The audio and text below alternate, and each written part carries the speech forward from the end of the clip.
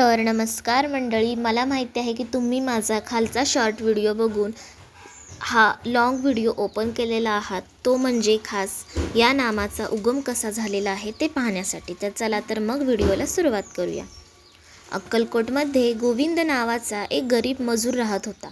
त्याची छोटी झोपडी होती, पत्नी आणि 2 लहान मुले राहत होते.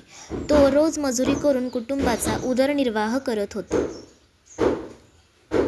पण एक वर्ष त्याच्यावर संकटाचा डोंगर कोसळला. प्रथम त्याची तब्येत बिघडली, त्यानंतर काम बंद झाले, नंतर घरातील धान्य देखील हळूहळू संपून गेले. मुलांना 2 वेळचे अन्न देखील मिळेनासे झाले होते. गोविंद खूप खचला. एक दिवस तो गावच्या बाहेर बसून रडत होता. ते एका वृद्धाने पाहिले. तेव्हा एका वृद्धाने त्याला सांगितले, "तू स्वामींच्या दर्शनाला जा." तेव्हा गोविंद म्हणाला, "माझ्याकडे त्यांना अर्पण करायला काही सुद्धा नाही." तेव्हा वृद्ध हसला आणि म्हणाला, "स्वामींना तुझी श्रद्धा हवी आहे." दुसऱ्या दिवशी गोविंद अक्कलकोट येथे गेला. स्वामी भक्तांमध्ये बसले होते.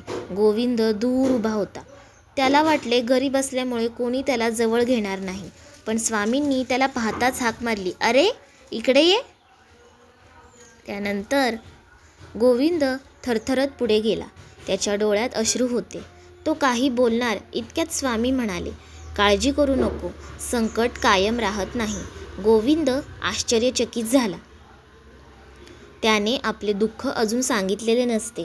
स्वामींनी जवळच्या भक्तांना सांगितले, "याला धान्य द्या." एकाने धान्य दिले, एकाने कामाची व्यवस्था केली. काही दिवसात गोविंदला पुन्हा रोजगार मिळाला. घरात आनंद परत आला. मुलांच्या चेहऱ्यावर हसू उमटले. गोविंद रोज स्वामींच्या दर्शनाला जाऊ लागला. एक दिवस तो भावुक होऊन स्वामींना म्हणाला, "महाराज, जेव्हा जगाने साथ सोडली तेव्हा तुम्ही माझा हात धरला तो." आजूबाजूचे भक्त देखील हे ऐकत होते. त्यांनाही अशाच अनुभवांची आठवण झाली. कोणाला अन्न मिळाले होते, कोणाला आधार मिळाला होता, तर कोणाला धीर मिळाला होता.